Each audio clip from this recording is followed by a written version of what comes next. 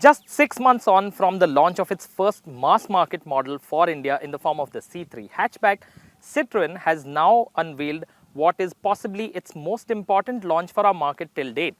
This is the eC3. It's the all-electric sibling of the C3 hatchback, and we're here on a balmy Thursday evening driving the eC3 on a massive test track in Chennai as opposed to driving it in the city, which would be its natural habitat. Question is the eC3 worth your attention? Welcome to News 9 Live's first drive of the Citroen eC3.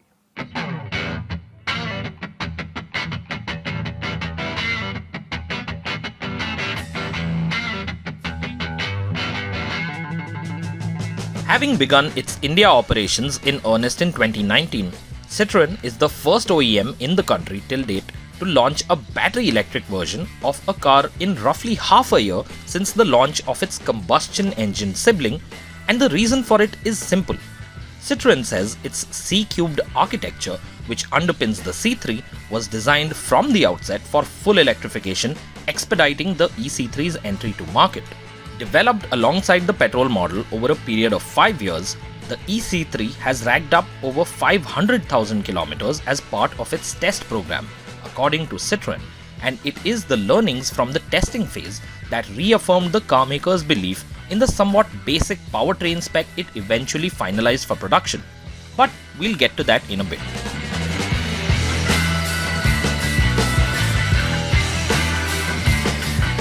One of the biggest reasons for the eC3's quick market entry is the fact that it is, in more than a few ways, exactly like the C3.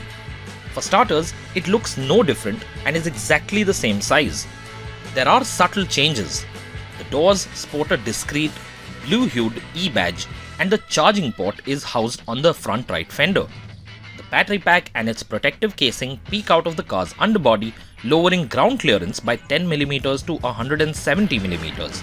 And, of course, there is no exhaust at the rear. Those minor differences aside, the eC3 looks practically the same as the petrol car, and your best shot at being able to tell it apart from the C3 would be to simply look for the color of the registration plate, which would be green on the eC3. According to Citroen, this was done primarily to avoid creating any unnecessary distinction between the combustion and BEV variants, as customer clinic feedback indicated that buyers do not necessarily want to signal to the world that they've chosen to go electric. And while that does sound reasonable to a certain degree, it does feel like the eC3 could have benefited from just a little more effort to distinguish itself from its petrol-sipping counterpart.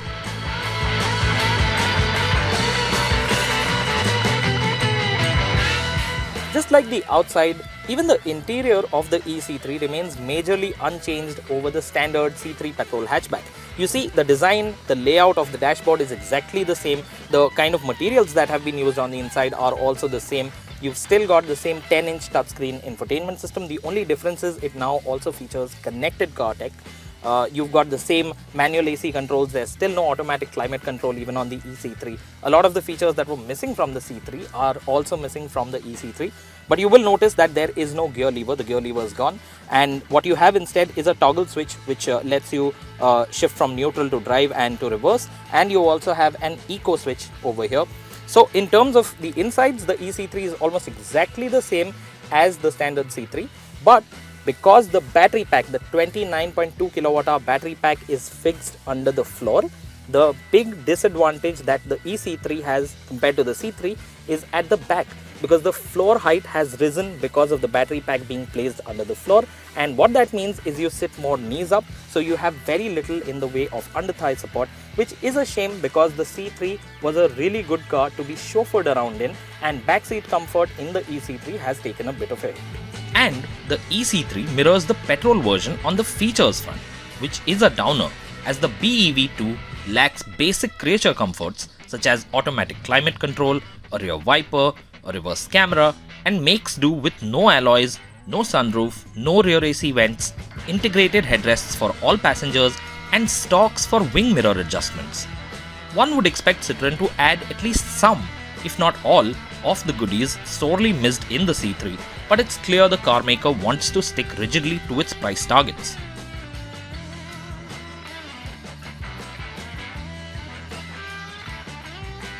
What's under the skin is what you're really here for though. Citroen has fitted a 29.2 kWh battery pack to the eC3, sourced from battery firm S-Volt, which is an offshoot of Chinese carmaker Great Wall Motors. The pack, which weighs about 300 kg and drives the eC3's curb weight to over 1.3 tons, employs prismatic cells with lithium ferrophosphate or LFP chemistry, blessing the eC3 with an MIDC range of up to 320 km, which would translate to about roughly 220 km in real-world usage. And rather interestingly, this is only air-cooled and not liquid-cooled like Tata Motors' EVs. While it is true that liquid cooling helps manage battery temperature far better than air cooling as liquids are better heat conductors, Citroen lists a variety of reasons for its choice. For starters, it says the absence of a liquid cooling system means there are fewer components, cutting down on costs, freeing up space for other necessities and affording packaging flexibility. Secondly, it wants to avoid coolant leakage in the event of a crash, which could cause serious harm to the battery. More importantly, the carmaker says battery degradation observed with the liquid cooling wasn't a significant improvement vis-a-vis air cooling, and reiterated the lower cost of service or repair and quicker turnaround times at service centers that air cooling enables. The front-mounted permanent magnet motor produces a peak 57 horsepower and 143 Nm of torque, and as you would expect, that sort of output in a car that weighs just a little over 1.3 tons results in subdued performance. The eC3 gets going with little fuss but is gentle in its mannerisms. Lapping the 3 km long ZF test track in near silence, the eC3 felt largely restrained, and while it gets off the line cleanly, acceleration is nothing to write home about. Citroen claims a 6.8 second 0 to 60 kph time, and there's no reason to doubt that claim because the eC3 isn't meant to go anywhere in a hurry. Top speed is capped at 107 km an hour, and I pushed the car to that speed a few times on my run. As soon as the digital readout flashes 107, you feel a gentle pushback from the powertrain. The limit is imposed to avoid steep battery drain. There are two drive modes, Eco and Standard, and while torque is limited to 115 Nm in Eco mode, the difference between the two modes was largely imperceptible on my drive. I completed 7 laps of the track on my run, covering around 21 km in total with a mix of relaxed and relative high-speed driving, and noted a near 40 km drop in range. Disappointingly, the digital readout only displays one of 3 parameters: trip distance, estimated range left or battery charge left in percentage, at a time with a battery indicator with bars housed inside the cell-shaped graphic on the left. And while the display shows when you're accessing power or moving into regen, it's still inexplicably small. The test car I was in also switched to Eco mode on its own after a point, and I couldn't disengage it.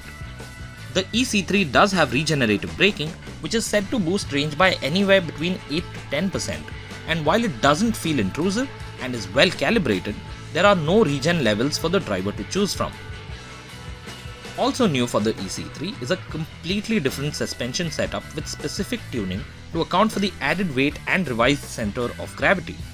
The track surface was butter smooth and there were no real undulations to speak of, so any comments on ride quality are futile at this point. But the eC3 felt planted at all times, held a steady line through the corners, and felt like it could easily handle a much more powerful motor. The steering, while lacking an outright feel, is refreshingly direct, weighing up nicely as speeds increase, but also light enough to make sailing through traffic a relative breeze. That, coupled with the large glass house, high seating position and the absence of a gear lever and clutch pedal, will make the eC3 friendlier to drive in the city compared to the C3. At this point, I must mention the eC3 drive was far too prohibitive, given the limited amount of driving time and the mandate to stick to the ZF test track.